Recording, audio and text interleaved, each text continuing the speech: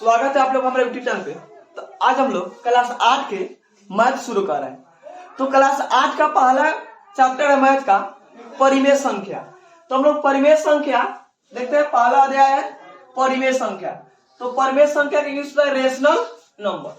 तो आज हम लोग रेशनल नंबर के बारे में पढ़ेंगे। परिमेय संख्या क्या होता है। तो सबसे पहले संख्या जानते हैं कि संख्या क्या होता है। जैसे 0 1 2 3 4 5 6 7 क्या है संख्या। अब संख्या को बांट देगा प्राकृत संख्या, पूर्ण संख्या, पूर्णांक में। प्राकृत संख्या किसे कहते हैं?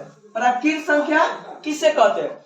गिनती की संख्याओं को प्राकृत संख्या कहते हैं। गिनती की संख्याओं को प्राकृत संख्या कहते हैं। जैसे में क्या होता है 1 2 3 4 5 6 7 9 क्या है प्राकृत संख्या। उसके बाद में आता है पूर्ण संख्या। पूर्ण संख्या में क्या होता है कि प्राकृत संख्याओं के समूह में शून्य मिला देने से पूर्ण संख्या प्राप्त होता है।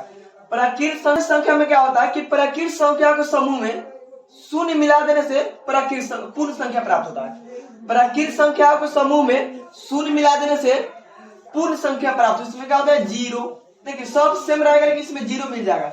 0 1 2 3 4 5 6 7 संख्या और ऋण संख्या का समूह पूर्णांक कहलाता है। जैसे होता है डॉट डॉट लेके चलिए -3 -2 -1 0 1 2 3 4 डॉट डॉट क्या है पूर्णांक है।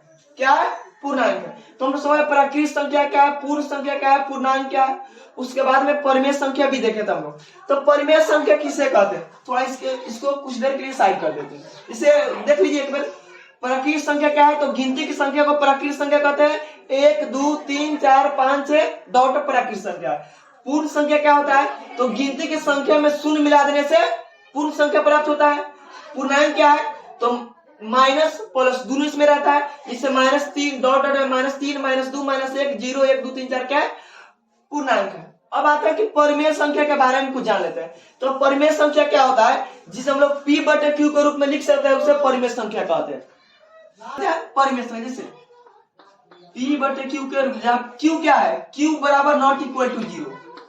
Q नॉट इक्वल टू 0 होता है, Q का वो 0 नहीं हो सकता है।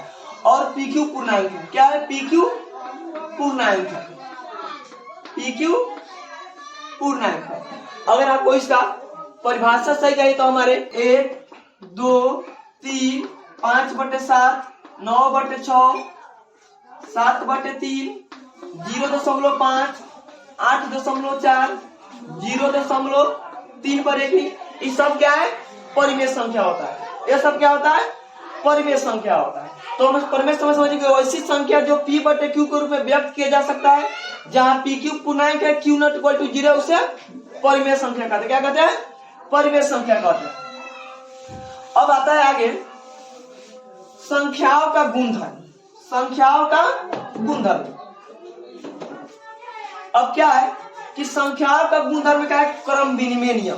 क्या है क्रम विनिमय का। इसको कहते हैं क्रम विनिमय नियम या कम्युनिटेटिव लॉ। अब ध्यान इसमें क्या होता है कि जैसे मान लीजिए दो संख्या 5 और 8 जब इसको जोड़ेंगे तो कितना आएगा 13 होगा। कितना होगा 13 होगा। अगर इसे हम जोड़ दिए 8 + 5 तो कितना होगा। अगर 8 + 5 जोड़िए तो कितना होगा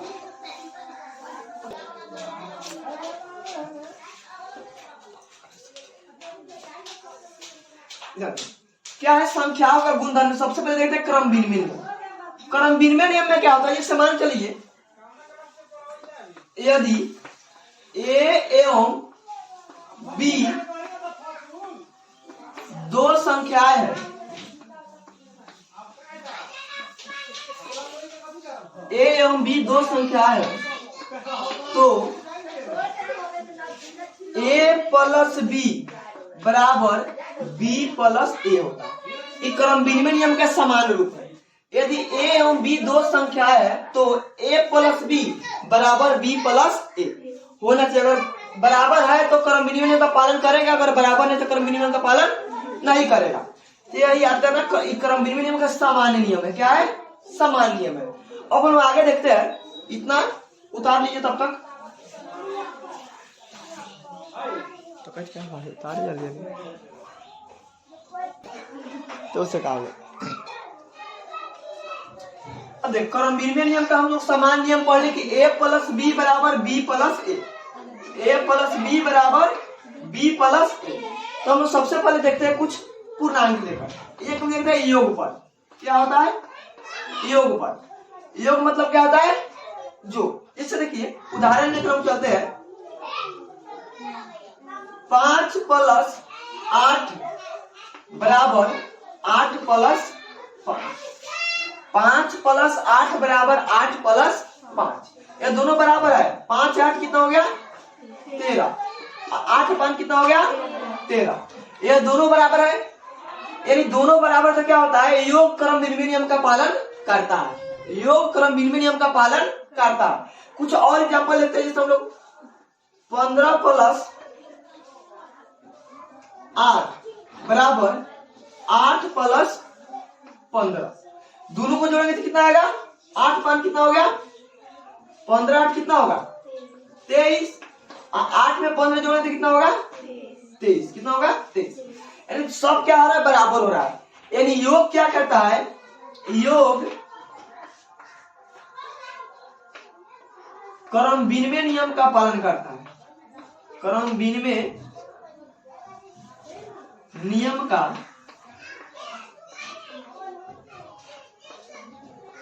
पालन करता है। योग क्या करता है? क्रम विनिमय नियम का पालन करता है। अब इसके बाद हम लोग देखेंगे अंतर। जैसे इधर साइड में देख लीजिए, अंतर हम लोग देख लेते हैं एक बार कि ज्यादा समझ में आएगा। एक में क्या है योग, तो दूर देख लेते हैं हम लोग अंतर।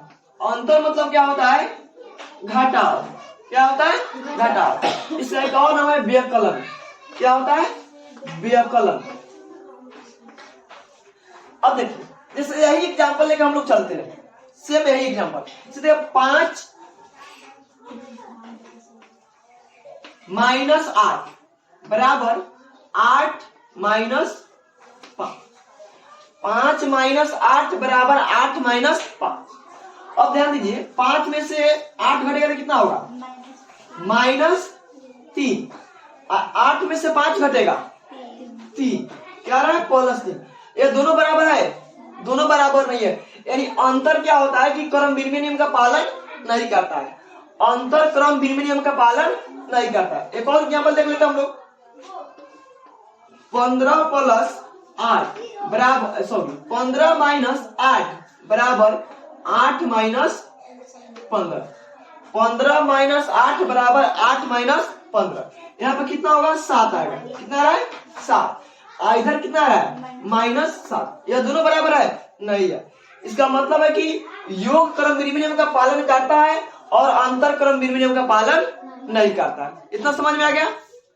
चलिए ठीक है, उतारिए इतना, तो आगे देखते हैं करता है कि नहीं करता है। एग्जाम्पल हम लोग देखते हैं। जैसे देखिए 3 गुने, इसका समान रूप लिख दे, a गुने b बराबर होता है b गुने a गुने b बराबर b गुने a। क्या है? गुना का क्रम विनिमय नियम है। गुना का क्रम विनिमय नियम है। अब कुछ अंक लेकर देखते हैं। जैसे 3 गुने 7 बराबर 7 गुने 3। क्या है? a गुने b बराबर b गुने, सेम वही चीज पलट जाता है। तो क्या है? 3 गुने 7 बराबर 7 गुने 3। तो इसका मान कितना होगा? 21 होगा। इसका मान कितना होगा? 7 त्रिका 21। दोनों समान आ रहा है। फिर एक और एग्जांपल देखते हैं। इसको मान लीजिए a, मान लीजिए एग्जांपल, इसको मान लीजिए b। 8 गुने 9 बराबर 9 गुने 8। 8 गुने 9 बराबर 9 गुने 8। अब इसका मान कितना होगा? 8 9 कितना होता है? 72। 9 8 कितना होता है? 72। दोनों क्या रहा है? सेम आ रहा है। दोनों जब बराबर है, इसका मतलब है कि गुना क्रम विनिमय नियम का पालन करता है। स्पष्ट है? गुना क्रम विनिमय नियम का पालन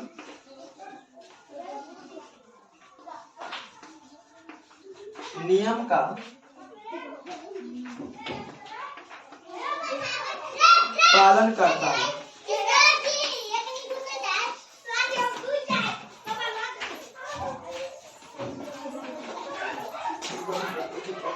तुम उतारो तुम। अब देखते हैं भाग को। भाग पूर्णांक का क्रम बिंदु नियम का पालन करता है कि नहीं। भाग में देखते हैं। भाग मान के सेम है, हम लोग अंक लेकर चलते हैं। 3/7 बराबर 7/3। 3/7 बराबर 7/3। इसका मान कितना होगा? 3/7। कितना होगा? 3/7। और इसका मान कितना होगा? 7/3। क्या दोनों बराबर है? यह दोनों बराबर नहीं है। यानी पूर्ण संख्या क्या होता है? क्रम विनिमय। पूर्ण संख्या में भाग क्या होता है? क्रम विनिमय का पालन नहीं करता है। यदि दो पूर्ण संख्या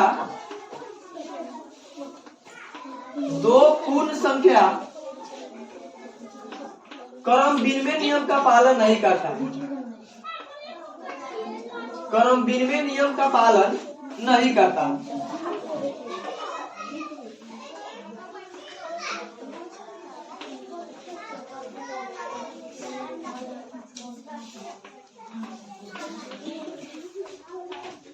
ध्यान दीजिए। कोई भी हम भाग देखेंगे तो उसमें भाग में क्या होगा? क्रम विनिमय का पालन नहीं करेगा।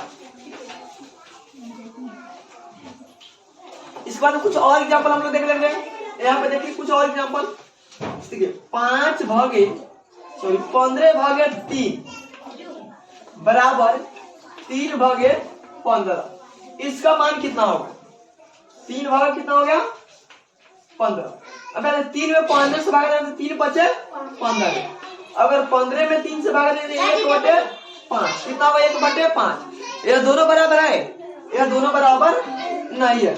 यह भी क्रम विनिमय नियम का पालन नहीं करता है। इससे स्पष्ट है कि दो पूर्ण संख्या क्रम विनिमय नियम का पालन नहीं करता है। भाग में क्या होता है? क्रम विनिमय का पालन नहीं करता है। यह भी बराबर नहीं है।